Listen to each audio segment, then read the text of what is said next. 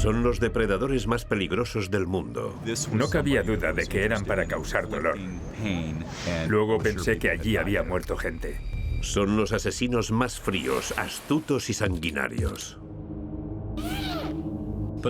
Según la policía, podrían ser los restos de 15 víctimas de otro asesino en serie. Y los tenemos más cerca de lo que creemos. Es el que va detrás de ti en la cola del supermercado. Estos asesinos no cazan para comer, sino para cumplir sus fantasías. Se excitó sexualmente cuando vio a su abuela matar a una gallina y quiso replicar la escena. Ansían tener el control y el poder. Prolongan la muerte de tal manera que, para ellos, cualquier tipo de dolor incrementa la sensación de emoción. ¿De dónde salen estos monstruos de sangre fría? ¿Qué hace que sean tan retorcidos? La fusión entre sus fantasías sexuales y la violencia les acaba excitando. Las grabaciones que cuentan la versión de estos asesinos en serie. Al final la agarré, cogí una media de nylon y empecé a estrangularla. Nos llevan a lo más profundo de sus mentes complejas y retorcidas.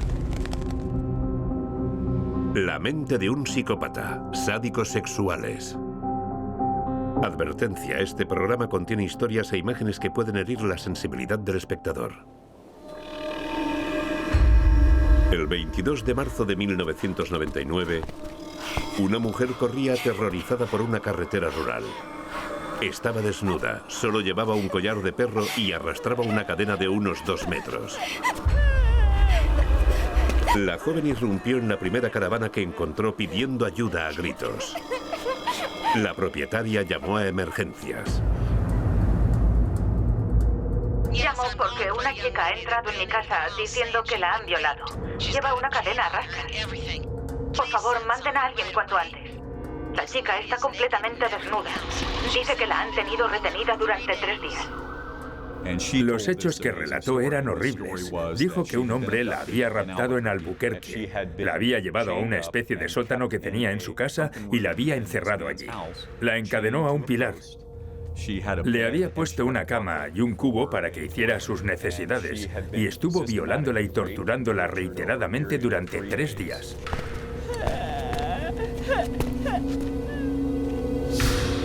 La mujer se llamaba Cynthia Vigil. Era obvio que había visto al diablo con sus propios ojos. Cynthia llevó a la policía a la casa de David Parker Ray. Lo que encontraron allí pasó a ser el escenario de algunos de los crímenes más escalofriantes de la historia. Cuando la policía llegó a la casa para investigar, se dio cuenta de que todo cuadraba con la versión de los hechos que Cynthia Vigil había descrito. Encontraron una habitación desordenada con claros signos de forcejeo. Rich Leiviser fue el agente de la Policía Estatal de Nuevo México a cargo del caso. Bajaron por un pasillo estrecho y encontraron lo que parecía otro dormitorio de la casa. Allí fue donde hallaron todo tipo de aparatos sexuales y sadomasoquistas. Nunca habían visto nada igual. Y no parecían estar diseñados para dar placer. No cabía duda de que eran para causar dolor. Todos estaban modificados. Algunos tenían clavos. Habían fundido el plástico y estaban doblados.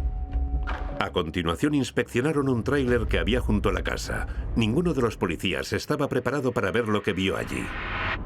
Cuando entramos al tráiler, lo primero que vimos fue lo que había justo en el centro, una silla de reconocimiento ginecológico. Recuerdo que era negra. Y justo en el techo de esa parte había un expositor con un montón de arneses, poleas y bragueros colgando del techo, todos con grilletes añadidos. En las paredes encontramos aparatos y, en comparación, los del interior de la casa parecían juguetes para niños. Estaban claramente diseñados para causar algún tipo de dolor. Yo nunca había visto nada así. Era un lugar espeluznante. Os aseguro que era muy siniestro. Un horror. David Parker Ray llamaba a aquella cámara de tortura insonorizada de $100.000 la caja de juguetes. Cuando entré en aquel tráiler y vi todos los aparatos que guardaba allí dentro, pensé dos cosas. Lo primero que me vino a la cabeza fue que la persona con la que íbamos a tratar era una apasionada de aquel tipo de actividades extrañas. Era obvio que se dedicaba a aquello en cuerpo y alma. Lo que pasaba en el tráiler era importante para él. Luego pensé que allí había muerto gente.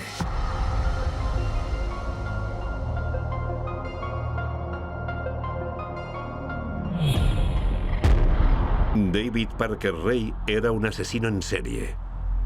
Formaba parte del grupo de delincuentes más inhumano. Es un asesino en serie sádico-sexual psicopático. Los doctores Michael Stone y Gary Burcato son expertos en crímenes violentos y estudian a los asesinos en serie sexuales. Escribieron el libro El Nuevo Mal, entendiendo el surgimiento del crimen violento moderno. David Parker Ray era el típico hombre encantador que frecuentaba los bares y aprovechaba para atraer a las prostitutas y a otras mujeres que estuvieran dispuestas a tomarse una copa con él. Se las llevaba a su casa para terminar en la infame caja de juguetes, un tráiler que había convertido en una cámara de tortura. Cynthia Vigil era una prostituta heroinómana de 21 años. Ray sabía que su desaparición no levantaría sospechas y que podría tomarse su tiempo con ella. Así que la torturó de una forma indescriptible. Encontramos una lista junto al resto de aparatos. Estaba colgada en la pared. Hablaba de cómo hay que tratar a las víctimas de secuestro. Tenía casillas. Era como un manual de instrucciones. Enseñaba qué había que hacer para torturar a esa mujer secuestrada. Antes de empezar a torturar a la mujer, era probable que la drogara, que la encadenara o que la atara para que estuviera en alto. A continuación, la obligaba a escuchar una cinta. Era extremadamente larga. En ella él mismo describía con todo tipo de detalles todo lo que iba a hacerle y a lo que la iba a someter. El agente Vernon Geberth es un inspector de homicidios muy reputado. Entrena al resto de policías para que aprendan a tratar a los asesinos más peligrosos. Analiza la cinta introductoria de Ray en la mayoría de los seminarios que da a sus compañeros. Yo diría que es una de las cintas más horribles que he escuchado en mi vida. Y eso que algunas eran terribles. He escuchado cómo torturaban a gente, torturas sexuales, pero esta es mucho peor, porque en este caso se escucha la voz monótona de un psicópata contando con todo detalle lo que tiene planeado hacer con la mujer. Es espantoso. Les cuenta a las víctimas todo lo que tiene planeado. Voy a poneros un trozo. Hola, zorra. ¿Qué tal? ¿Estás cómoda? Lo dudo. Tienes las muñecas y los tobillos atados. Estás amordazada y tienes los ojos vendados. Supongo que estarás desorientada y asustada. Es lo más normal en una situación así. Quiero que te recompongas y que escuches esta cinta. Es muy importante que lo hagas. Voy a decirte con todo detalle por qué te he secuestrado, lo que pasará después y durante cuánto tiempo vas a estar aquí. Es aterradora. ¿Habéis oído eso? Grabó la cinta el 23 de julio del año 1993. No quiero ni imaginarme la de mujeres que la escucharon antes de que las torturaran o las mataran. Es inhumano. Ray grabó la cinta para crear un ambiente lo más aterrador posible. Despojaba a las víctimas de la sensación de poder. Les arrebataba su identidad y cualquier expectativa. Era un elemento clave para satisfacer su parte sádica sexual. Es otro ejemplo de su comportamiento meticuloso. Ray preparó esa especie de bienvenida amenazante para manipular a las víctimas y que psicológicamente estuvieran aterradas. Era su forma de tomar el mando. Además, creo que David disfrutaba al ver a otras personas sufrir, tanto por miedo como por dolor. Un rasgo importante de los hombres sádicos que asesinan en serie y agreden sexualmente es que les resulta muy placentero el causar un dolor intenso y humillar a otros seres humanos. A veces, la propia tortura se convierte en la parte más importante. Prolongan la muerte de tal manera que para ellos, cualquier tipo de dolor incrementa la sensación de emoción. David Parker Ray no quería matarlas, quería hacerles daño. Le gustaba ver que sufrían y que lo que hacía les dolía. Le parecía excitante. David Parker Ray revela el motivo de lo que hace en la cinta. Personalmente, las mujeres no me excitan si no les hago daño al tocarlas. Por eso me gusta secuestrar y violar. Porque así puedo someteros al grado de dolor que yo quiero. Yo creo que esto lo resume bien. Quiere que tengan miedo, que se desmoronen psicológicamente. Quiere que sean obedientes. Es lo que dice en la cinta. El mensaje que les transmite es que quiere que sean sumisas y que se porten bien. Si le siguen la corriente, es probable que al final las libere. Les da algo a lo que aferrarse. Las víctimas tienen la esperanza de poder salir vivas de ahí, pero saben que les dolerá. Prolongar la tortura es fundamental para Ray. Sabía perfectamente cómo tenía que actuar cuando veía que la víctima estaba a punto de morir. Las salvaba utilizando técnicas médicas para que no murieran mientras las torturaba. No obstante, sé que muchas de ellas hubieran preferido morir. Creo que ya te he contado todo lo que sé. Yo no predigo el futuro. No sé si habrá algún cambio de última hora, pero voy a darte un consejo. Si eres lista, sobrevivirás. No grites ni hables sin que yo te dé permiso. Cállate. Sé dócil y obediente. Pase lo que pase, muéstrame respeto. Que tengas un buen día. Los crímenes de David Parker Ray se remontan a más de 40 años. Se cree que ha torturado y matado a más de 50 víctimas.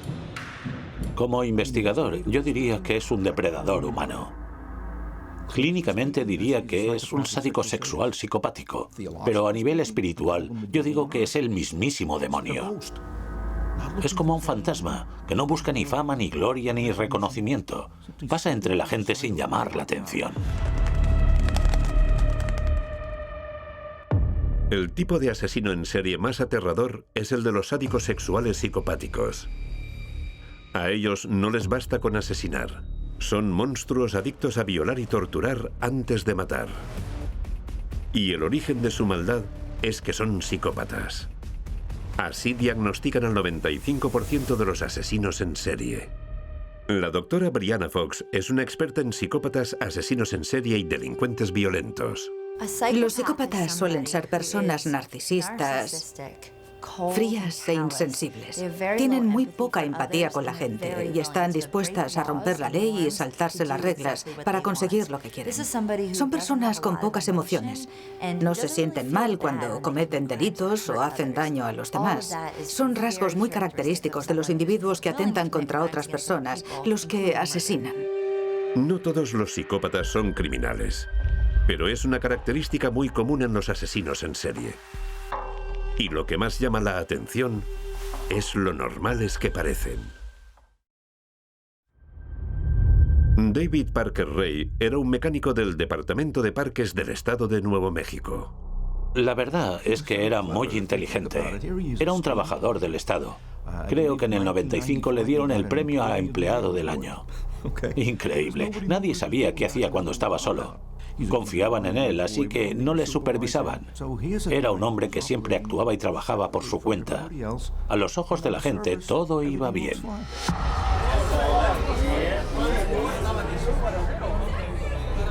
Ray aprovechaba su encanto de psicópata para llevarse a las víctimas a su casa. Su objetivo era llevarlas a la caja de juguetes.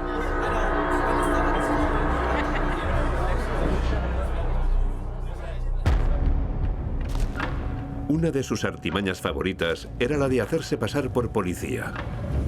Los agentes encontraron material, placas y uniformes auténticos en su casa.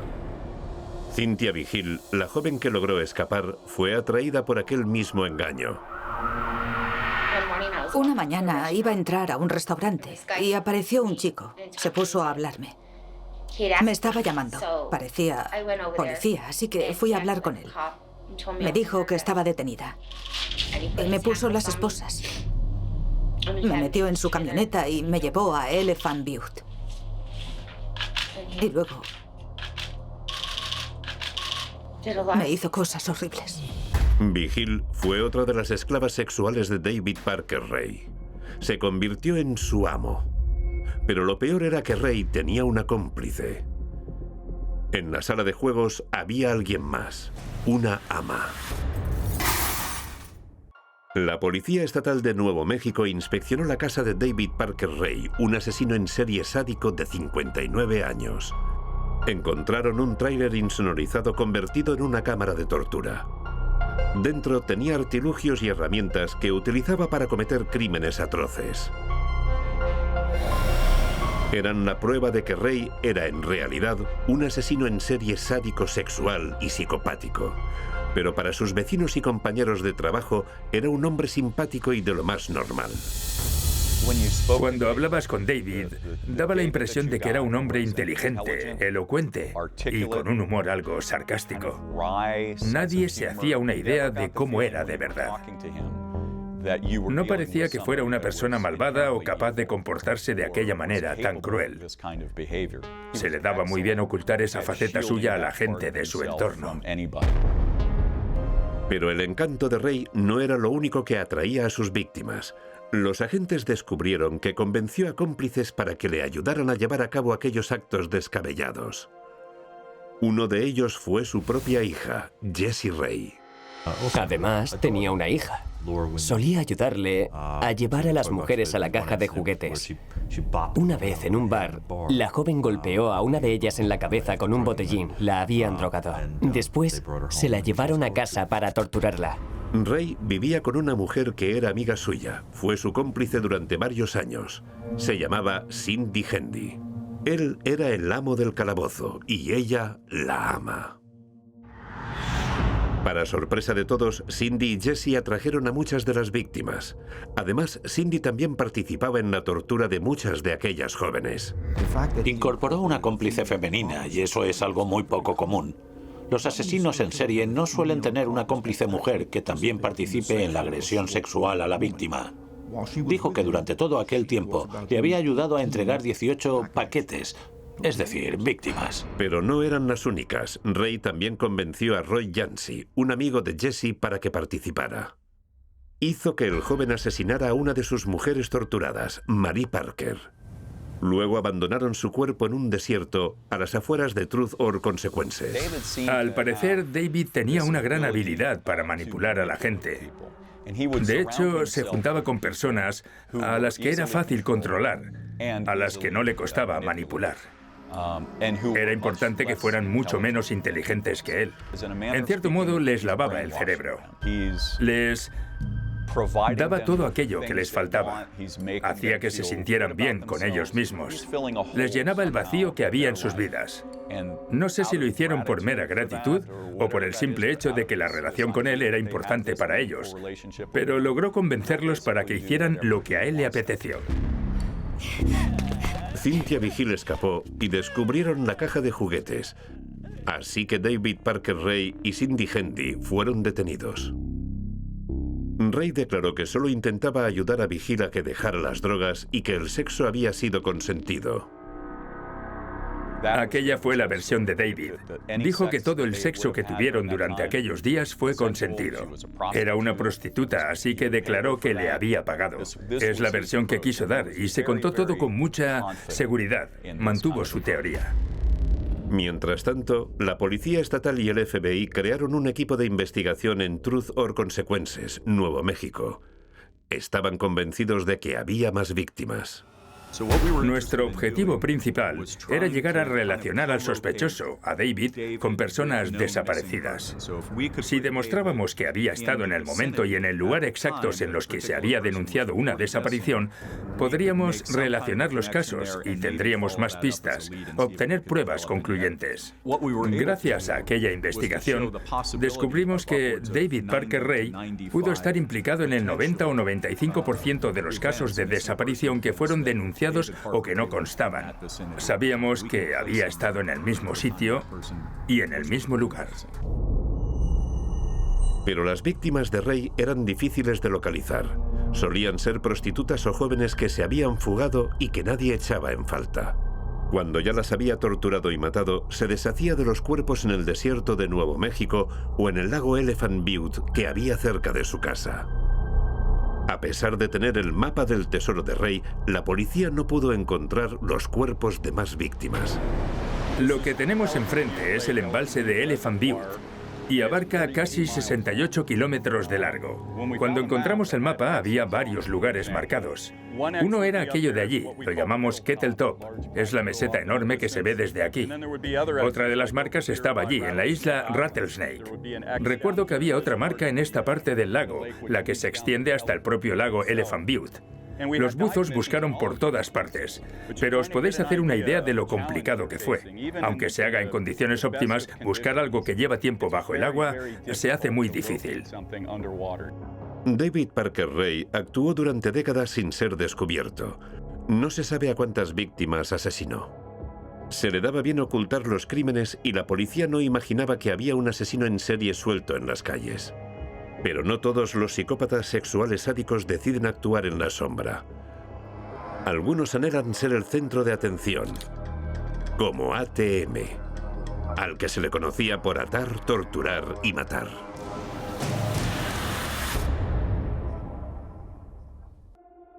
La policía siguió buscando a las víctimas de uno de los asesinos en serie más sádicos y astutos de la historia, David Parker Ray. Encontraron pistas sobre unas 95 víctimas que el prolífico asesino podía haber secuestrado. Ray actuó sin darse a conocer durante más de 40 años. Mientras tanto, recibió el protagonismo un asesino en serie sádico diferente, uno que ansiaba ser el centro de atención. Ocurrió el 15 de enero del año 74. Era una mañana tranquila en un barrio de Wichita. Un hombre armado cortó la línea telefónica de una casa y entró en ella. Joseph Otero, su mujer Julie, su hijo de 9 años Joseph II y su hija de 11 Josephine esperaban que el intruso solo quisiera robarles. Los Otero fueron atados y estrangulados hasta morir. Había signos claros de agresión sexual y tortura. La niña apareció colgada de una cañería en el sótano. El asesino estuvo masturbándose sobre su cuerpo sin vida. No se halló ninguna prueba concluyente, así que el caso se apartó. Al tiempo, en octubre, se detuvo a 3 sospechosos de haber cometido el crimen. Fue entonces cuando llegó una carta escalofriante al periódico Wichita Eagle. En la carta ponía: los 3 tíos a los que habéis detenido quieren hacerse famosos a costa del asesinato de los Otero. No tienen ni idea. Aquello fue cosa mía y nadie me ayudó. Que quede claro. El asesino era él. No quería que le desacreditaran. Así que mandó una carta a la prensa. Dijo que no había sido ninguno de los 3 detenidos, sino él. Y que si alguno de aquellos hombres hubiera estado en el escenario del crimen, sabría dónde y cómo estaban puestos cada uno de los cuerpos. Para firmar la carta escribió "el verdadero culpable" y añadió una postdata. Concluye la carta dejando claro que va a seguir matando y que quiere que todos le llamen ATM, por atar, torturar y matar. Dijo que a partir de aquel momento quería que le llamaran así. El verdadero nombre del asesino era Dennis Rader. Iba a misa y llevaba una vida familiar. Su comunidad le respetaba mucho. Asesinó de forma violenta a unas 10 personas. Tardaron más de 30 años en identificarlo. Al igual que David Parker Ray, era un asesino en serie sádico, sexual y psicopático. Pero Dennis actuaba siguiendo otras motivaciones. David Parker Ray se esforzaba mucho para que no le pillaran, pero Dennis Rader buscaba la fama. Se cree que lo que le impulsó a matar fue el narcisismo. Sentía que poseía un talento único y que por eso se merecía que le trataran de una forma especial. Era narcisista y le excitaba pensar que era amenazante. Se sentía importante porque en su día a día era un don nadie. Sabía que cuando se convertía en ATM, todos hablaban de él y aquello le motivaba. Las presas de Ray y de Rader eran muy distintas. David Parker Ray buscaba a gente anónima a la que hacer desaparecer. Pero Dennis Rader asesinaba a gente con una vida corriente y colocaba a sus cuerpos en posiciones sugerentes. Sus víctimas eran personas normales, vecinos de Wichita, Kansas. Por eso mismo, sembró el miedo en toda la ciudad. Nadie quería ser el siguiente. Cuando la gente llegaba a casa, lo primero que hacía era coger el teléfono. La paranoia llegaba a ese nivel. La prensa decía que siempre cortaba la línea de teléfono en las casas de sus víctimas. Era su sello de identidad. 3 asesinatos después, Rader mandó otra carta en la que preguntaba: ¿a cuánta gente tengo que matar para salir en el periódico y que me prestéis atención? David Parker Ray y Dennis Rader eran 2 sádicos sexuales diferentes, pero ambos eran psicópatas y asesinos. Los expertos siguen buscando la respuesta a 2 preguntas. ¿Cómo llega alguien a ser un psicópata? Y cuando ya lo es, ¿cómo se convierte en un asesino en serie sádico? Es muy importante aprender a distinguir entre la psicopatía primaria y la secundaria. Está demostrado que la gran mayoría de los asesinos en serie tiene algún grado de psicopatía. Pero cuando hablamos de la primaria, nos referimos a la que es hereditaria. Es lo que se llama la semilla del mal. La psicopatía secundaria nace cuando el individuo ha sufrido maltrato, rechazo y abuso. Acaba pareciéndose a la persona que le trató así cuando era solo un niño y al final le resulta imposible olvidar lo que ha vivido. La infancia de Dennis Rader fue bastante normal. No hay indicios de que sufriera abuso, pero siempre le fascinó torturar y matar a animales. Cuando repasas su vida y cómo ha ido creciendo, salta a la vista que de pequeño ya tenía algún tipo de problema. Cuando era solo un niño, admitió que se excitó sexualmente cuando vio a su abuela matar a una gallina y quiso replicar la escena. A los niños que hacen esas cosas, a los que matan animales, hay que supervisarlos. Hay que prestarles mucha atención. Y a Dennis Rader nadie se la prestó. Por su parte, David Parker Ray tuvo una infancia bastante complicada. Creció en una familia violenta y desestructurada. Era un niño raro y en el colegio le acosaban. Durante la adolescencia se le despertó el interés por las drogas, la pornografía, el sadomasoquismo y los asesinatos. Ray confesó haber cometido su primer crimen sádico cuando no era más que un adolescente, y se jactó de ello en su diario. Cuando la psicopatía se mezcla con el sadismo sexual, es cuando aparece el depredador humano. Ray desarrolló aquella parte oscura de su personalidad cuando no era más que un adolescente. Había aprendido a ver a las mujeres como simples objetos que podía incorporar a sus crímenes. O las idealizaba o las trataba como si fueran basura. Recuerdo que en los informes consta la declaración de una de las mujeres a las que Ray secuestró en su momento. Creo que a ella no la llegó a matar. La miró y le dijo: si hubiera sabido que eras tan buena, jamás me hubiera planteado torturarte en la caja de juguetes. Otra característica de los asesinos en serie sádicos es su relación con la parafilia. Tienen comportamientos o impulsos sexuales anormales que se manifiestan a través de fantasías y de deseos recurrentes. El estrangulador ATM perfeccionaba su técnica constantemente. Dibujaba bocetos macabros y hacía maquetas de sus fantasías. Utilizaba una pelota para fortalecer los dedos. Hay que entrenar mucho los músculos de los dedos para poder estrangular a una persona. Dennis Rader espiaba a sus víctimas y planeaba los ataques. Y todo eso lo compaginaba con su vida diaria. Además de ser importante en su parroquia y de trabajar para el gobierno de la ciudad, era monitor de los Boy Scouts y organizaba acampadas. Utilizaba esos viajes como tapadera para cometer los asesinatos, ya que su mujer creía que estaba acampando. Dejaba a los niños durmiendo, se marchaba, pedía un taxi, iba al lugar que había elegido previamente y atacaba a las víctimas. Está claro que tanto Rader como Ray disfrutaban del proceso de planear los asesinatos. Tanto en el caso de Dennis Rader, ATM, como en el de David Parker Ray, se aprecia una clara tendencia a escribir en un diario, a hacer bocetos y a planear todos los crímenes. Además, esto les ayuda a revivir los crímenes que ya han cometido para volver a obtener placer. Es el mismo proceso que seguimos cuando miramos un álbum de fotos y disfrutamos de los recuerdos, solo que a ellos les sirve para planear más crímenes. David Parker Ray utilizaba muñecas para planearlo todo.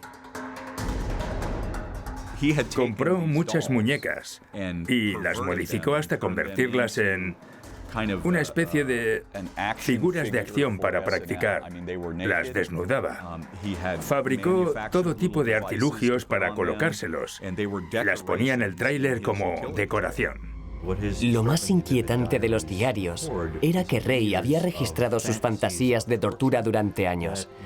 Y lo peor de todo esto es que tenía una habilidad increíble para crear aquellos mecanismos y artilugios. Diseñaba aparatos de todo tipo. Ray era un constructor y un mecánico con mucho talento. Le llamaban rata de carga porque se llevaba cosas que eran para tirar y las utilizaba en proyectos personales. Esta es la sede del Parque Estatal de Elephant Butte. David trabajaba aquí. Era un mecánico en los parques del estado. Cuando sobraba algo, cualquier tipo de pieza que pudiera servirle, se la llevaba. Encontramos un garaje lleno de cosas, herramientas viejas y un montón de chatarra. Era lo que utilizaba luego para crear sus aparatos. Se abastecía aquí, en el trabajo.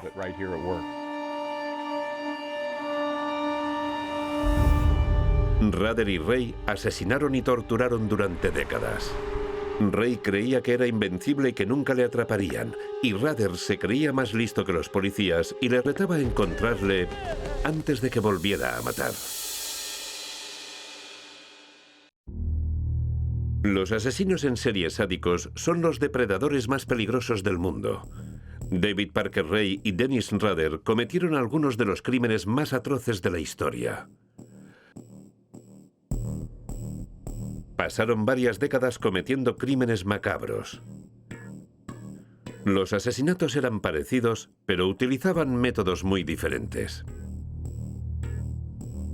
Los crímenes suelen empeorar con el paso del tiempo, ya que los asesinos se habitúan y necesitan intensificar los actos sádicos para llegar al grado de emoción que ansían. A veces, los criminales sádicos sexuales empiezan directamente siendo asesinos en serie. En esos casos, el grado de gravedad de sus crímenes va subiendo poco a poco. Además, es bastante común que guarden trofeos de todos sus ataques. Les ayuda a revivir las fantasías, a mantener la sensación de subidón que les dieron y, sobre todo, a planear el próximo crimen. Dennis Rader hacía algo poco común en los asesinos en serie. Era capaz de dejar de matar durante largos periodos de tiempo. En el año 74 mató a 5 personas. En el 77 a 2. Pero en el 85, en el 86 y en el 91 mató a una persona por año. En el año 88 escribió una supuesta última carta a la prensa. El capitán Vernon Hebert trabajó como consultor tanto en el caso de Ray como en el de ATM. Estuvo un tiempo inactivo. Entre los años 1988 y 2004, no dio señales de vida, no sabíamos nada. Según mi experiencia, cuando eso ocurre es porque el asesino está en la cárcel o ha muerto, pero no fue así. ATM cambió la historia, rompió todas las reglas. ¿Qué hizo para poder contenerse durante tantos años?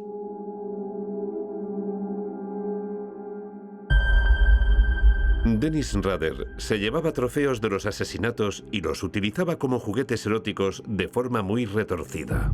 Se comportaba como si él fuera la víctima e incluso se hacía fotos. A veces Dennis Rader se ponía la ropa de sus víctimas, se vestía como ellas y se cubría la cara con una máscara. Se ponía exactamente en la misma posición en la que había puesto a las víctimas. Y lo hacía todo porque le excitaba sexualmente. Para una de las fotos, cavó una tumba poco profunda, se envolvió en plástico y se puso una máscara aterradora. Para otra, se colgó boca abajo de un árbol. Lo hacía para mantener vivo el recuerdo de los asesinatos, le hacía revivir sus fantasías. Así era como lograba dejar de matar. En el 2004, el caso estaba estancado. Habían asumido que ATM estaba en la cárcel o muerto. En el año 2004 nos anunció que estaba de vuelta. ¿Sabéis por qué quiso anunciarlo? Porque el Wichita Eagle le había dedicado la portada. Habían pasado 30 años desde el primero de sus asesinatos. Y aquello le animó a volver a atacar. Lo despertó. ATM hizo 11 comunicados para confirmar que había estado involucrado en varios asesinatos del pasado. Mandó fotos y los carnés de conducir y de identidad de las víctimas como prueba. Escribió una carta escalofriante para confesar sus intenciones. Esta carta era mucho más fuerte. Daba miedo, ya que la terminaba con una amenaza. Le he echado el ojo a una niña mimada. Aún tengo que pensar en los detalles, pero el invierno me parece una buena época para atacar. Alertó a las autoridades de lo que iba a hacer. Proporcionó el perfil de la futura víctima y armó el revuelo que quería. Puso a la policía bajo mucha presión. 30 años después de la primera aparición de ATM, el miedo que había invadido la ciudad de Wichita volvió a hacer acto de presencia. David Parker Ray, el asesino de la caja de juguetes, y Dennis Rader, el estrangulador ATM, son dos de los asesinos más crueles de la historia de la criminología. Ambos pasaron décadas sin ser descubiertos. Cynthia Vigil Ray logró escapar tras 3 días de tortura. David estaba fuera, así que aprovechó para atacar a Cindy Hendy y huir. Las atrocidades de Ray llegaron a su fin. La policía encontró pruebas incriminatorias en el escenario del crimen, pero las pocas mujeres que habían sobrevivido estaban drogadas o en mal estado mental, así que sus testimonios no fueron válidos.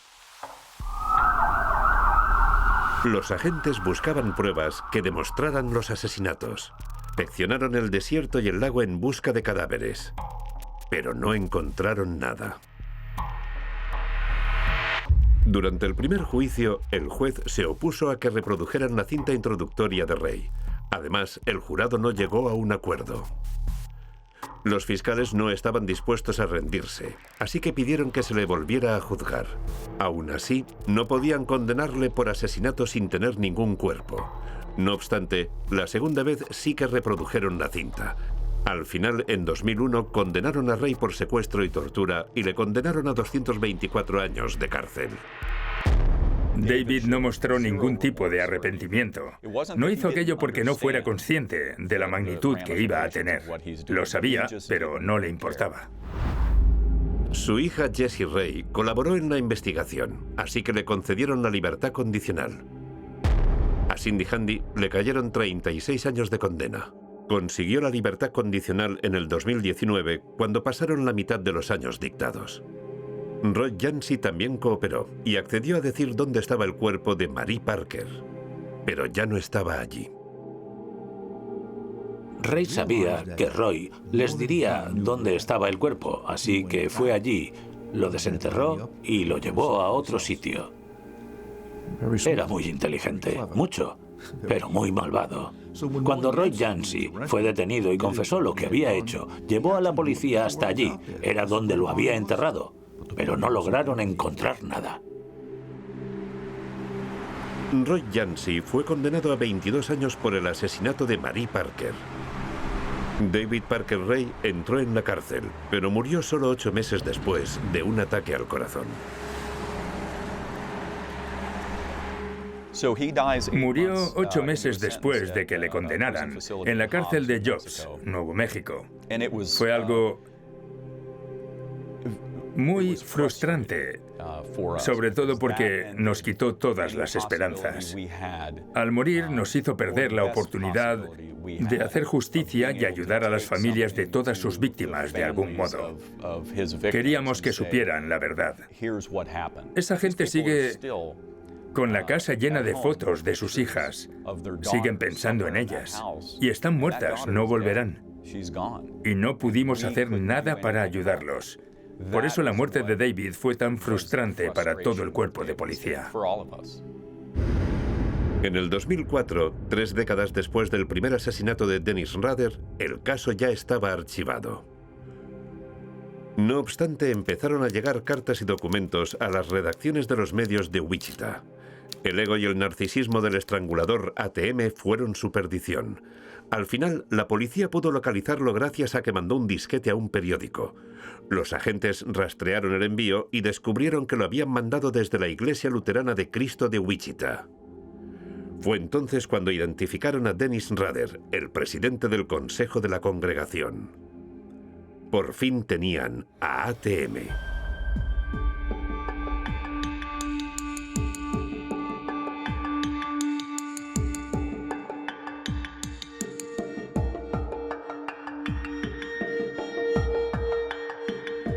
En la confesión de ATM ante el tribunal, describió con detalles cómo espiaba a sus futuras víctimas.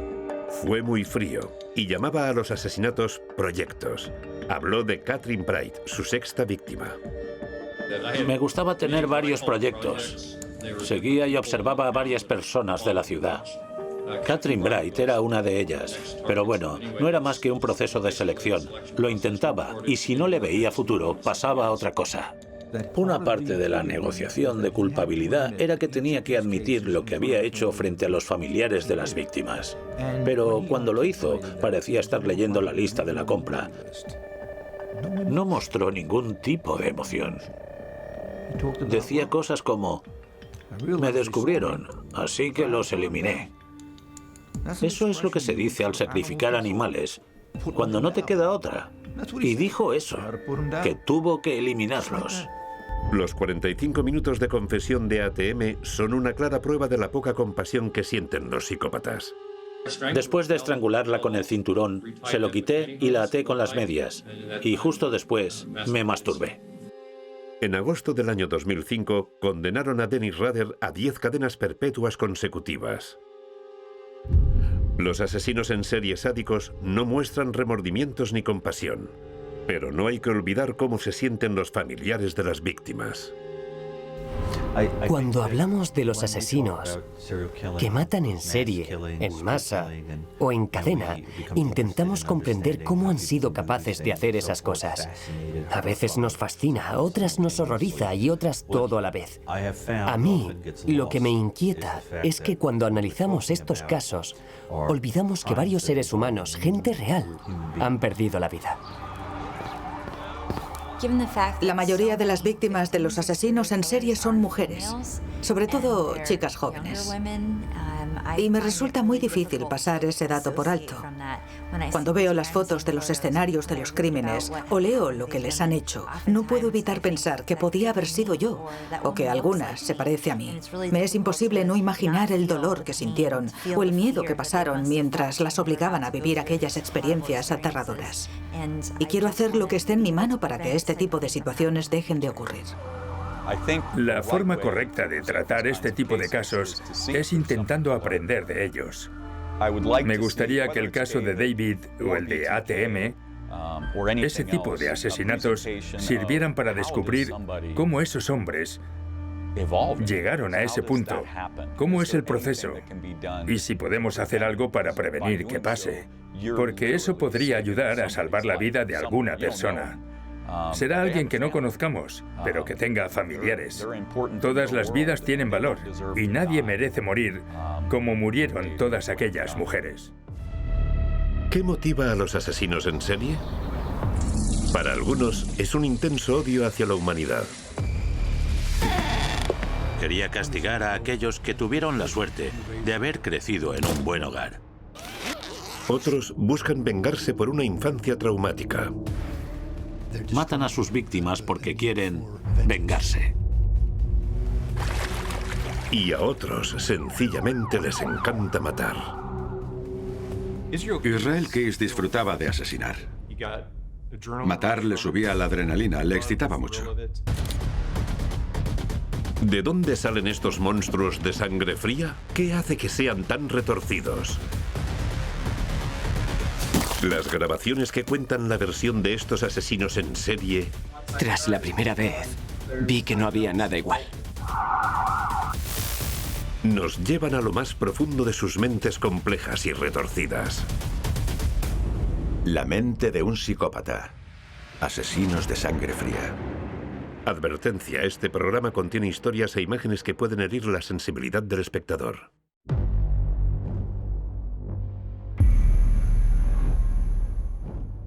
...1 de febrero de 2012. Era una noche fría en Anchorage. No tardaría en cometerse un terrible crimen. Samantha Koenig, de 18 años, estaba trabajando sola en la cafetería Common Grounds.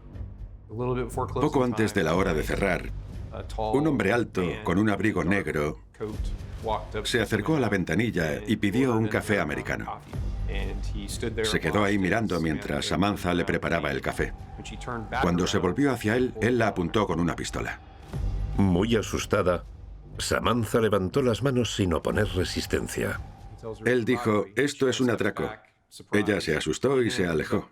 Entonces él entró por la ventanilla del puesto y luego la ató con unas bridas y la obligó a salir del puesto a punta de pistola para llevarla hasta su coche.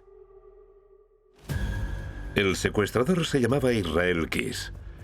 Es un asesino en serie culpable de una serie de terribles asesinatos a lo largo de más de 12 años. Keys no se limitaba a un tipo de víctima, al contrario que otros asesinos. No escogía víctimas de una etnia, edad o género concreto, sino aleatoriamente. Mataba a quien tuviera la mala suerte de estar en el lugar y el momento equivocados.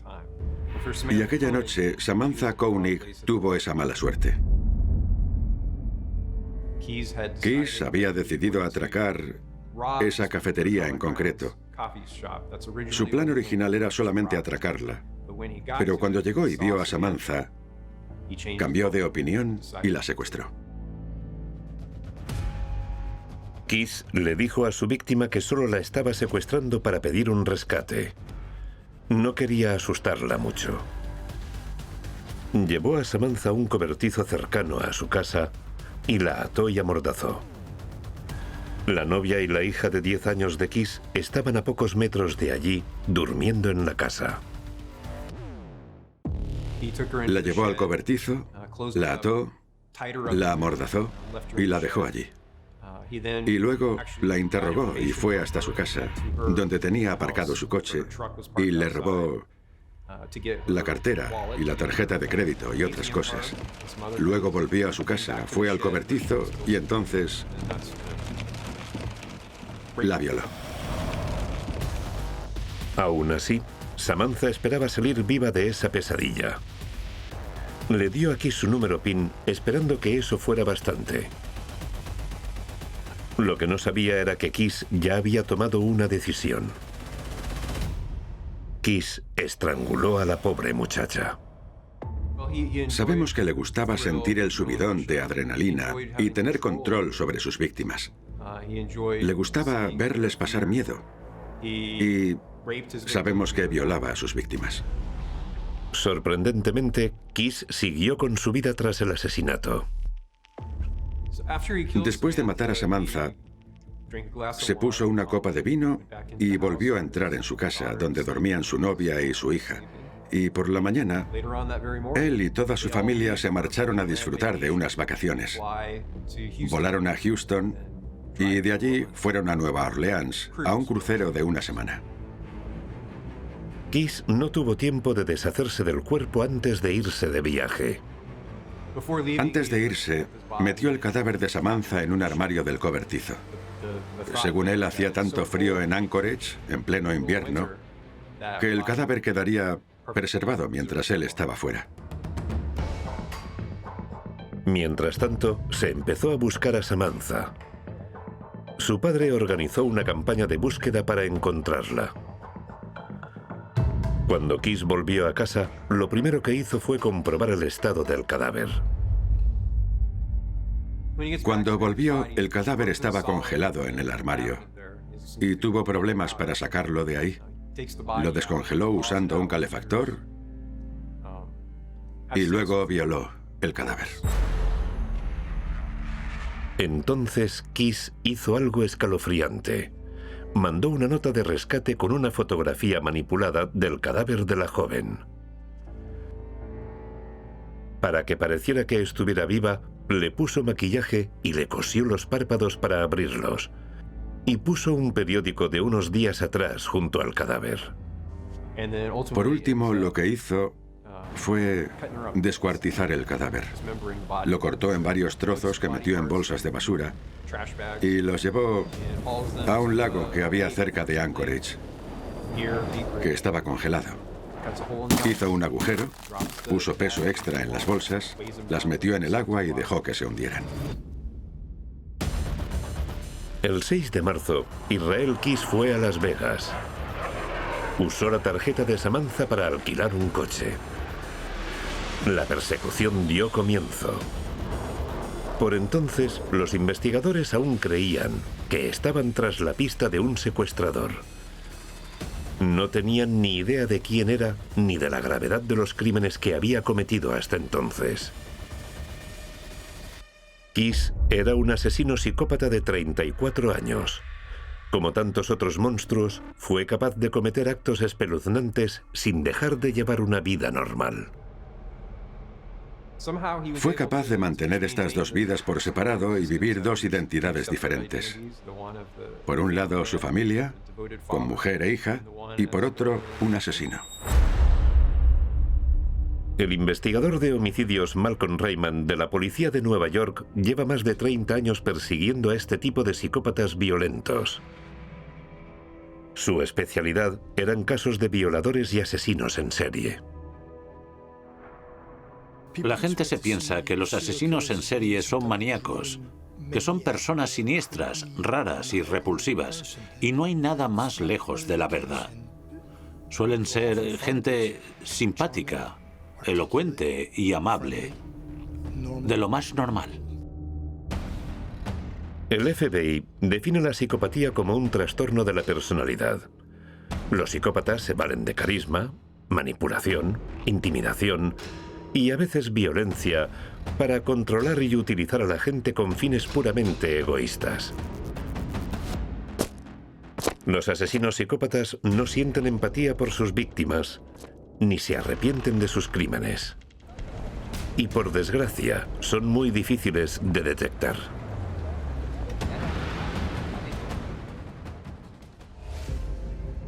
Israel Keys tenía su propio negocio de construcción. Sus clientes dijeron que era un tipo normal y siempre se mostraba amigable.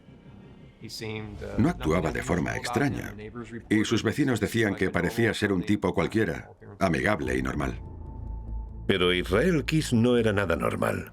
Salió de Las Vegas y viajó en coche por el suroeste del país. Atravesó Arizona, Nuevo México y Texas.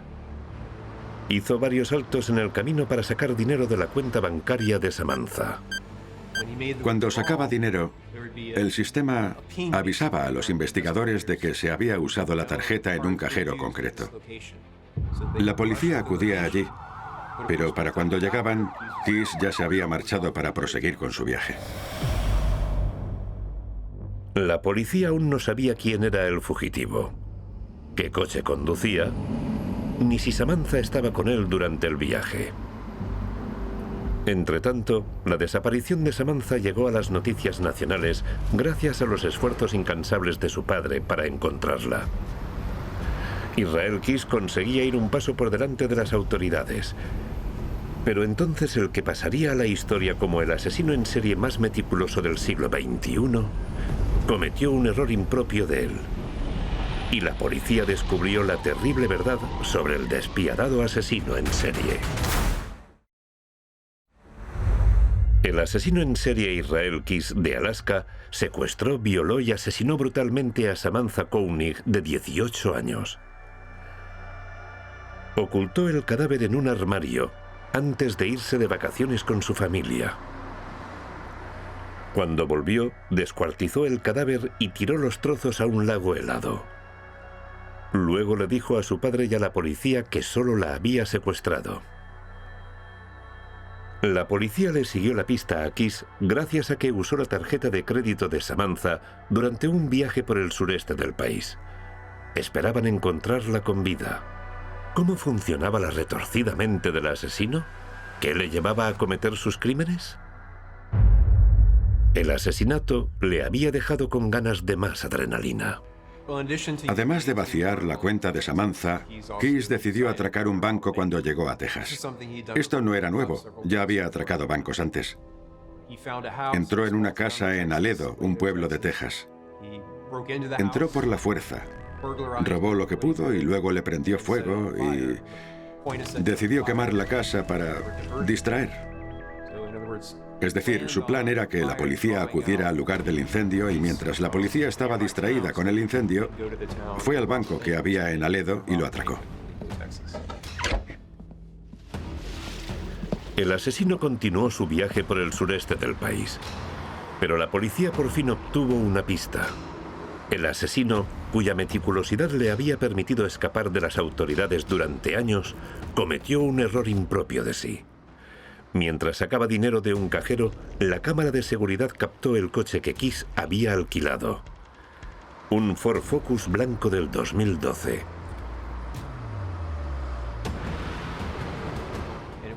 El vídeo del coche de alquiler fue la primera pista sólida que la policía obtuvo para empezar a buscarle. El FBI emitió una alerta con una orden de búsqueda de un Focus blanco del 2012. El 13 de marzo, un policía de tráfico de Texas vio el Focus blanco aparcado frente a un motel cercano al pueblo de Lufkin. Kiss se subió al coche y salió, pero le pararon. A la policía le pareció muy extraño que el conductor tuviera un carné de conducir de Alaska. Encontraron el móvil de Samantha Koenig, además de su tarjeta de crédito, con una pistola y dinero manchado de tinta del sistema antirrobo. Por fin tenían al culpable.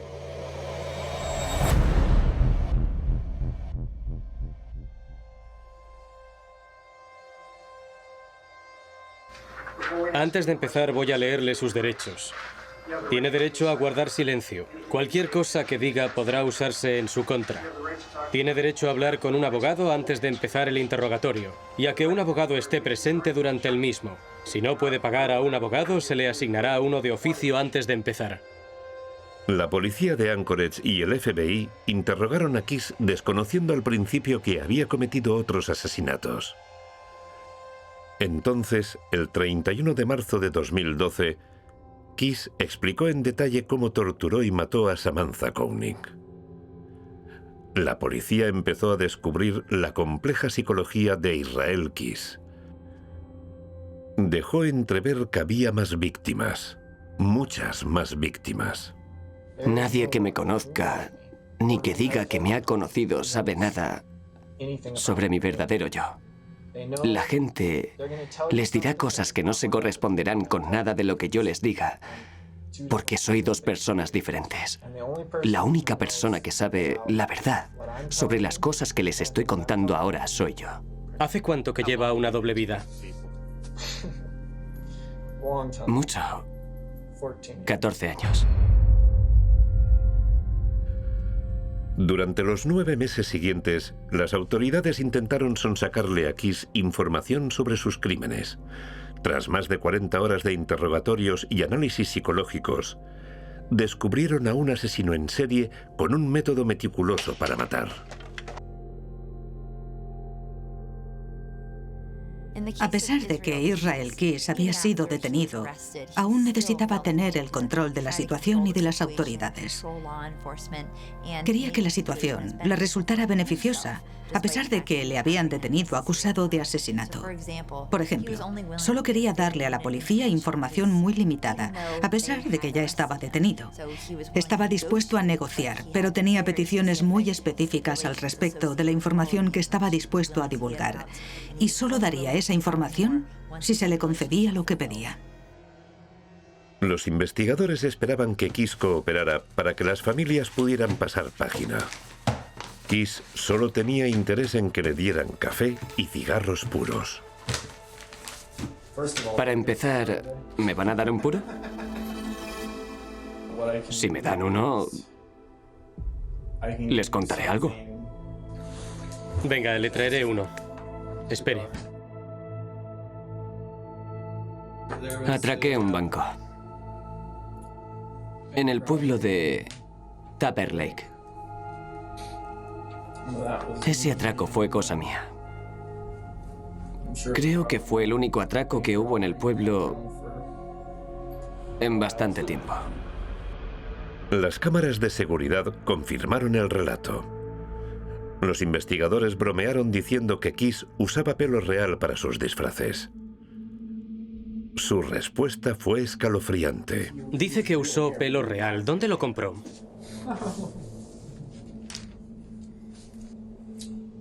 No me hace falta comprar pelo real. Bueno, tiene razón. ¿Lo corta usted mismo?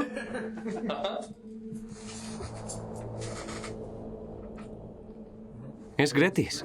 Ya veo. Si lo coges, todo es gratis. Quería tener el control de la situación. Disfrutaba mareando a la policía. Hacía referencias a sus crímenes sin dar detalles específicos y dejaba a los investigadores con ganas de más información. Los tenía a su merced. Interrogar a estos psicópatas tan inteligentes puede ser difícil para las autoridades. Los investigadores tienen que ser más listos que ellos. Antes de entrar a la sala de interrogatorios con un asesino en serie, quiero saberlo todo sobre esa persona. Quiero saber cada detalle sobre su vida, hasta el más mínimo. Quiero saber qué traumas tiene de su infancia y qué crímenes cometió en el pasado. Quiero saberlo todo sobre él. Quiero que se sienta expuesto, que sienta que es incapaz de ocultarme nada, porque o bien ya lo sé, o bien lo voy a saber. Los investigadores avezados saben leer el lenguaje corporal y manipular a sospechosos para que les den información. Los investigadores vieron que Israel Kiss se mostraba entusiasmado cuando hablaba de sus crímenes. Daba golpecitos con las manos y los pies y hacía sonar sus cadenas. Era una forma de notar que estaba diciendo la verdad. Israel Kiss hace que el proceso sea muy difícil. Accedió a seguir cooperando bajo la condición de que no publicaran su nombre en la prensa. Si quieren, podemos hacer un trato. Yo les digo lo que quieren saber de estos casos y las víctimas. Así las familias pueden pasar página. Y ustedes encuentran los cadáveres que puedan. Y a cambio de todo eso, no publican mi nombre. Yo no planeo seguir vivo mucho tiempo más, pero mi hija sí. Y me preocupa que lo sepa. No quiero que un día busque mi nombre en internet y se entere así. No quiere que su hija de 10 años sepa nada de sus horribles crímenes. Yo no quiero hacerme famoso con esto. No veo por qué tendría que enterarse la prensa. La agente Jolene Gowden del FBI participó en los interrogatorios. Él quería que le condenaran a muerte y rápido. Ese era su objetivo principal. También pidió otra serie de cosas. Por ejemplo, quería que se le devolvieran las pruebas a los familiares de las víctimas. Pero lo que más quería era evitar juicios. No quería salir en los medios, ni tampoco quería que le llevaran a distintas jurisdicciones para celebrar juicios en distintos estados. Quería la pena de muerte y rápido. No quería esperar en prisión durante mucho tiempo. Las autoridades le dijeron a Kiss que no le condenarían a muerte sin más víctimas. Poco a poco fue revelando información sobre sus otras víctimas. Kiss había estado eludiendo a las autoridades gracias a su planificación. Estudió a otros asesinos en serie, especialmente a Ted Bundy. Pero pronto descubrirían que nunca antes había habido un asesino como Israel Kiss. El FBI y la policía de Anchorage en Alaska interrogaban al asesino en serie Israel Kiss, que ya había confesado ser culpable de un terrible asesinato. Pero eso era solo el comienzo de una compleja espiral de espeluznantes crímenes. Kiss veía el país como su coto de caza.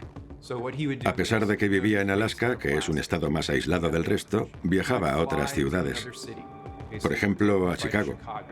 Y una vez en Chicago, alquilaba un coche e iba por carretera hacia otros estados. A veces recorría varios estados, cientos o miles de kilómetros, hasta donde planeaba cometer sus crímenes. Así cometía sus crímenes a miles de kilómetros de su jurisdicción. Eso hacía que fuera muy difícil rastrearle e incluso sospechar de él. Lo planeó todo meticulosamente. Y, en cierto modo, también nuestros interrogatorios. Creo que nunca llegó a escapársele nada sin querer. Jamás se le calentó la boca ni dijo nada que no quisiera decir. Creo que él sabía exactamente lo que iba a decirnos antes de entrar a la sala. Durante un interrogatorio, Kiss habló de sus influencias y sus móviles. Creo que conozco a todos los asesinos en serie de los que se ha escrito jamás. Es un hobby que tengo. Yo no me considero especial. No soy tan diferente de otros cientos de miles de personas. Solo tienen que buscar en cualquier página porno las palabras más buscadas para ver que mucha gente tiene fantasías de violación y sumisión. Yo voy un paso más allá en ese tipo de cosas. Para mí, es una combinación de distintas cosas. No solo es cuestión de cumplir fantasías sexuales, ni tampoco es solo por el dinero, ni por el subidón de adrenalina, sino por todo eso a la vez. Y eso es lo que me motiva, porque cuando empecé, no pude parar. Tras la primera vez, vi que no había nada igual. Parte de los meticulosos planes de Kiss fue preparar paquetes mortales, cubos llenos de armas y enterrarlos en distintos puntos del país. Kiss planificaba sus crímenes hasta el más mínimo detalle. Usaba lo que él llamaba paquetes mortales. Eran cubos de plástico de unos 20 litros. Kiss llenaba los cubos con cosas que planeaba usar para sus crímenes. Distintos tipos de armas, municiones, bridas, cinta adhesiva, linternas y cualquier cosa que pudiera necesitar. Luego aseguraba los cubos y los enterraba. Lo hizo por todo el país. Había uno en Nueva York, otro en Vermont, otro en Washington, otro en Alaska. Luego volvía a esos lugares, quizá años más tarde, desenterraba el cubo y usaba esas armas en sus crímenes. A veces incluía sustancias como lejía o sosa cáustica para librarse de los cadáveres. Los paquetes le permitían viajar sin llevar armas y así no levantar sospechas en el aeropuerto. Kiss llamaba a sus paquetes tesoros escondidos. Según la policía, Kiss usaba pistolas para amenazar a sus víctimas, pero no le gustaba matarlas a tiros. Kiss contó a la policía cómo mató a Bill y Lorraine Carrier en Essex, Vermont, en junio de 2011. Fue a 6.500 kilómetros de Anchorage. Pero para un monstruo como Kiss, fue un asesinato de lo más típico. Escogió a los Carrier, casi aleatoriamente, y digo casi porque Kiss siguió unos criterios, pero no para escoger a sus víctimas, sino la casa de estos. Aquella noche, Keys tenía planeado hacer algo para lo que necesitaba una casa de un solo piso, con un garaje adjunto, y en la que a primera vista no hubiera niños. Por desgracia para los Carrier, su casa cumplía todos los requisitos. Fue un ataque relámpago. Keys entró por el garaje. Nadie le vio entrar. Rompió la ventana del garaje, que estaba adjunto a la casa, y de ahí entró en la cocina e irrumpió en el dormitorio de los Carrier. Por sorpresa. Los ató y luego se los llevó. Pero Keys no estaba contento. Algo no salió de acuerdo a sus planes y tuvo que matar a Bill Carrier a tiros. Le gustaba estrangular a sus víctimas. Para él era mucho más personal matar a la gente con sus propias manos. Y sin embargo, a Bill Carrier, la víctima de Vermont, le mató a tiros, que para Keys se sale de sus métodos habituales, pero lo hizo porque Bill Carrier se negó a seguir sus instrucciones. Keys vio que estaba perdiendo el control de la situación. Bill empezó a gritar. Se negó a hacer lo que Keys le ordenaba que hiciera, y esta pérdida de control hizo que Keys se enfadara y recurriera a la violencia. Le disparó varias veces. Keys estaba decepcionado porque, según dijo, tenía otros planes para Bill Carrier. No especificó qué otros planes tenía, pero no es descabellado pensar que planeaba torturarle de algún modo o algo. El poder y el control suelen ser temas prevalentes en los motivos de los asesinos en serie. Los expertos llevan años intentando averiguar y clasificar los factores que llevan a estos monstruos a matar. Israel Keys parecía estar motivado por el ansia de poder y control, además de la motivación del acto de matar. Otros elementos comunes entre los asesinos en serie son el sexo y la tortura, aunque estos no siempre están presentes. Yo he tratado con dos tipos de asesinos en serie. Por un lado, los depredadores sexuales, que obtienen placer buscando y acechando a sus víctimas. Las persiguen como si fueran cazadores tras una presa, y eso les causa placer sexual. Y luego, por otro lado, están los asesinos en serie, cuyo motivo para matar es la venganza, sea por motivos de rechazo, marginación o algún tipo de ofensa contra ellos. Sea cual sea la causa, matan a sus víctimas porque quieren vengarse. Keys parece encajar con el arquetipo del depredador sexual. Un ejemplo de la segunda categoría, el asesino en serie vengativo, tuvo lugar en Ucrania. Anatoly Onoprienko asesinó brutalmente a 52 víctimas. Su arma preferida era una escopeta del calibre 12. Un ejemplo de asesino cuyo motivo no era la excitación sexual, sino más bien misantropía y querer matar al mayor número de gente posible, es el de Anatoly Onoprienko, de Ucrania. Los crímenes de Onoprienko dejaban entrever una animadversión patológica contra las familias. Ese odio nació de su propia infancia traumática. La madre de Anatoly murió cuando éste tenía 4 años. Su hermano se quedó con su padre, pero Anatoly fue llevado a un orfanato. Este abandono parecía ser el origen de su furia homicida. Sentía mucho odio por la forma en que le criaron y por la humanidad en general. Operaba en pueblos pequeños. Solía entrar en casas por la fuerza y matar a todos los ocupantes, ya fuera uno tras otro o todos a la vez. Luego quemaba la casa para vengarse aún más de la gente que tenía la ventaja de vivir en un hogar, algo que él nunca tuvo. Quería castigar a aquellos que tuvieron la suerte de haber crecido en un buen hogar. Muchos asesinos en serie dicen estar cumpliendo una misión y dicen ver visiones u oír voces. Para cometer estos crímenes hay que ganarse el derecho. Pero no puedo demostrar que me lo he ganado. Quizá me lo ha dado Dios. ¿Cómo lo puedo demostrar? Hay millones de personas en el mundo que dicen haber visto a Dios y no pueden demostrarlo. Quizá Dios ha venido a encomendarme una misión, pero no puedo demostrarlo. La psicosis consiste en una ruptura con la realidad.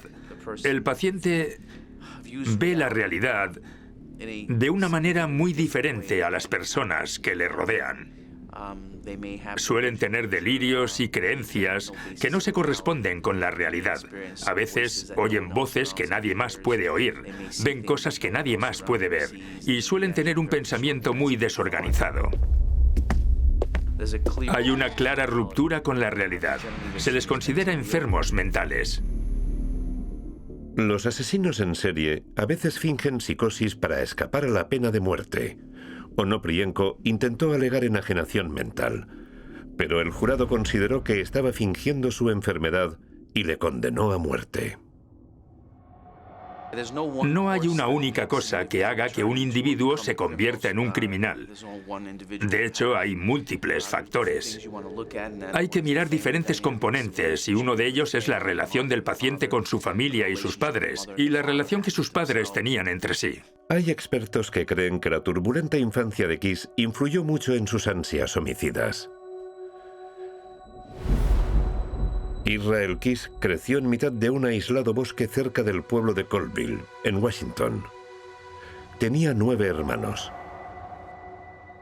Su familia formaba parte de la organización religiosa The Ark, una iglesia que promulgaba ideologías racistas y antisemitas. No fue al colegio y no pudo socializar con otros niños de su edad. Kiss recalcó que no sufrió abandono ni abusos de niño.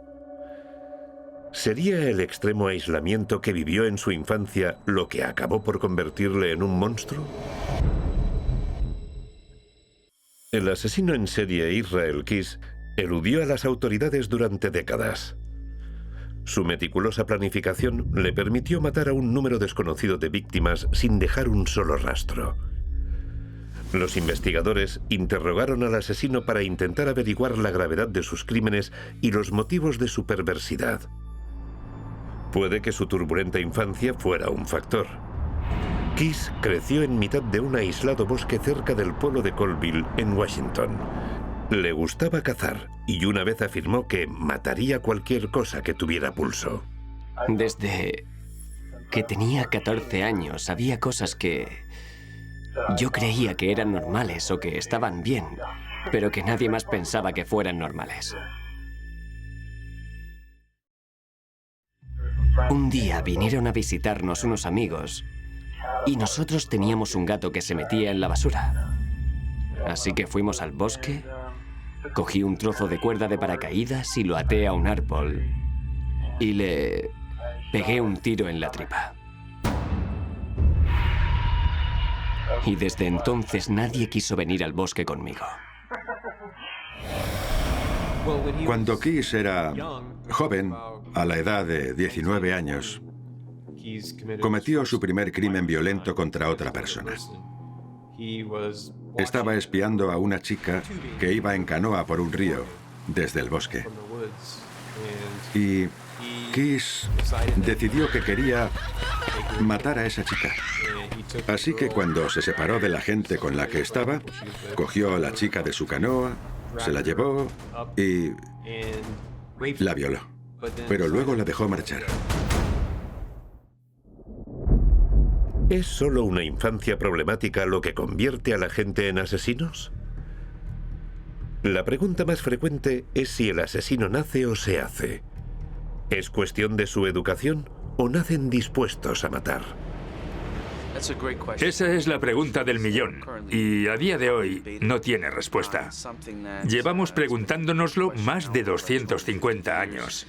¿El asesino en serie nace o se hace? Hay expertos en conducta que creen que una juventud disfuncional puede llevar a desarrollar ausencia de empatía. Los estudios que yo he leído parecen sugerir que es una mezcla de lo innato y lo adquirido. Hay tendencias biológicas que, si se dan en un entorno concreto, permiten a esa gente desarrollar estas tendencias.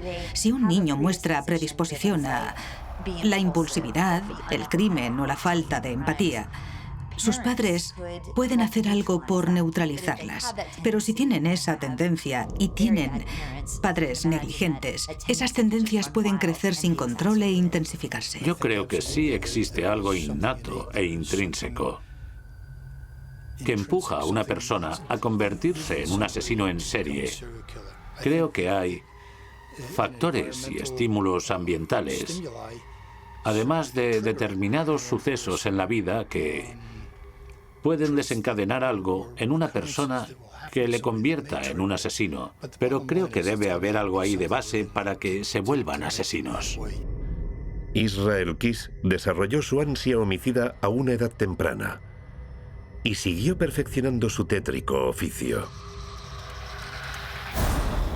Entender los motivos de Israel Kiss para matar resulta un rompecabezas para las autoridades. Había otro asesino en serie en Gran Bretaña que presentaba unas ansias homicidas muy similares.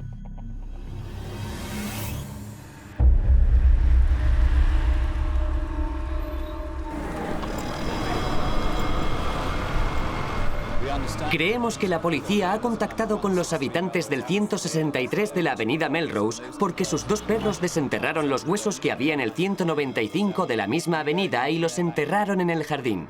La policía hizo un registro superficial y pronto empezarán a registrar otros jardines de la misma avenida.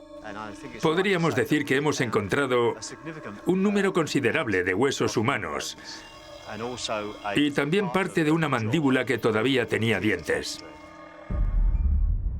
Dennis Nielsen fue uno de los asesinos en serie más infames de Gran Bretaña. Se cobró al menos 12 víctimas, todos hombres jóvenes. Al igual que Kiss, su motivación era la excitación de matar. Pero Nielsen, además, sentía una obsesión extrema por la muerte y se sentía muy solo. Atraía a hombres jóvenes hasta su casa, los estrangulaba y luego les sumergía la cabeza en agua para asegurarse de que estaban muertos. A veces mantenía relaciones sexuales con los cadáveres. Nielsen guardaba los cadáveres un tiempo, según él, para sentirse acompañado. Al menos 15 personas pagaron un precio muy alto por la hospitalidad de Dennis Nielsen.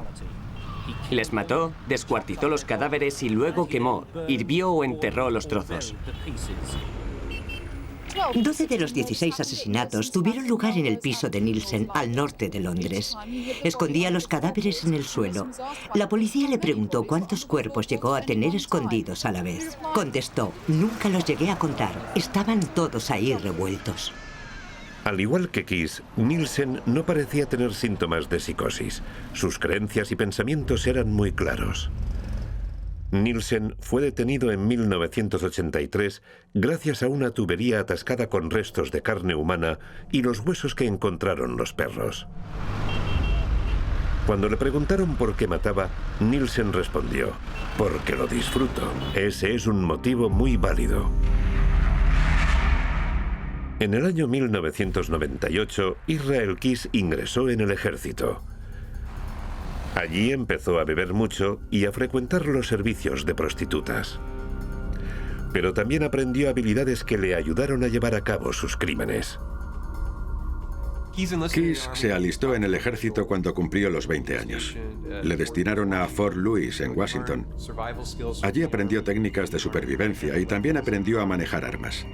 Esas habilidades le servirían para cometer sus crímenes. Durante esta época conoció a Tammy Hawkins, con quien tuvo una hija. Tras el servicio militar, Kiss vivió con Tammy y con su hija en los bosques de la península Olympic, en Washington. Se cree que fue allí donde empezó su brutal cacería de seres humanos. Kiss solía buscar zonas que estuvieran aisladas. Le gustaban mucho los parques. Allí acechaba a sus posibles víctimas. Entonces esperaba a que viniera gente y luego seguía a su víctima o la rastreaba como podía para sorprenderla. Al parecer, Kiss mató a 4 personas en los bosques del estado de Washington y se deshizo de los cuerpos en varios lagos de montaña. Durante más de 14 años, los asesinatos continuaron sin que la policía sospechara que había un asesino suelto. Entonces, en febrero de 2012, Kiss mató a Samantha Koenig cerca de su casa en Anchorage, Alaska. Un curioso rapto de impulsividad para un asesino tan meticuloso. Una de las reglas que se impuso a sí mismo era que no mataría cerca de casa, y con Samantha rompió esa regla. Un desliz impulsivo que se tradujo en su detención. Estaba en custodia policial a la espera de juicio. En Anchorage, la policía seguía intentando sonsacarle información a Israel Kiss. Pero de pronto, durante una vista previa, Kiss hizo algo que sorprendió a la policía. Durante una vista previa a su juicio, Kiss decidió intentar escapar. Y mientras los abogados discutían frente al juez, Kiss echó a correr hacia la puerta del juzgado.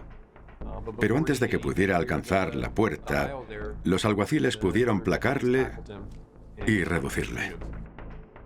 En su línea habitual, Kiss no se mostró arrepentido por intentar escapar. Sí, ayer intenté escaparme, es verdad. Qué malo soy. He intentado escaparme, pero, siendo sinceros, creo que nadie pensaba que fuera un buen tipo. Durante los meses de interrogatorio, Kiss admitió haber matado al menos a 9 personas. Pero la policía cree que el número de víctimas es mayor. Se mostraba muy evasivo durante los interrogatorios. Y cuando le preguntamos por el número de víctimas, nos dijo que era menor que 12, pero por otras cosas que nos dijo, creemos que con menor de 12 quería decir que habían sido 11. Cuando decíamos algo erróneo en el interrogatorio, nos corregía rápidamente y en ocasiones hacíamos referencia a las 11 víctimas que mató y nunca nos corrigió el número. Así que por eso y por otras cosas que dijo, creemos que mató a 11 personas. Solía viajar mucho por los Estados Unidos y otros países durante largos periodos de tiempo. Y durante todo ese tiempo, las autoridades no podían averiguar dónde estuvo exactamente, así que puede que haya matado a más de 11 personas, creo yo. Israel Kiss pidió que se le ejecutara rápidamente, pero el FBI seguía interrogándole para sacarle información. Kiss se impacientó con el proceso y decidió ocuparse personalmente del asunto. El 1 de diciembre de 2012, mientras esperaba el juicio por el caso Koenig, Kiss se cortó las venas y usó una sábana para ahorcarse y asegurarse de que moría definitivamente. Así que mientras se desangraba y su cuerpo moría e iba perdiendo energías, colocó las sábanas para ahorcarse y asegurarse de que moría. Así que se suicidó en prisión. Muchos asesinos en serie empiezan a una edad temprana, la mayoría en la adolescencia. Y según mi experiencia, nunca paran. La única forma de que un asesino en serie pare de matar es encarcelarlo o que se suicide. Y eso pasa con frecuencia, que se suicidan. La policía encontró una nota de suicidio arrugada entre las sábanas de la cama de Kiss. El caso de Israel Kiss puso de manifiesto los problemas que encuentran las autoridades para detener a los asesinos en serie. En los casos comunes de asesinato, se empieza por investigar la vida del asesino y se va tirando del hilo. Pero los asesinos en serie parecen personas normales que no solemos considerar como sospechosos en la investigación. No suelen levantar sospechas. ¿Y cómo los encontramos? Gracias a la tecnología y gracias al trabajo policial tradicional. Pero no podemos rendirnos. Hay que seguir investigando. Kiss es un caso único entre los asesinos en serie por lo meticuloso que era en la preparación de sus crímenes. Planificaba todos los detalles. Es otro nivel de asesino en serie. Era extremadamente inteligente y manipulador. Matar le subía la adrenalina, le excitaba mucho. Si no le hubieran pillado, seguiría libre y seguiría matando. Como asesino en serie y como persona, Kiss era manipulador y muy inteligente.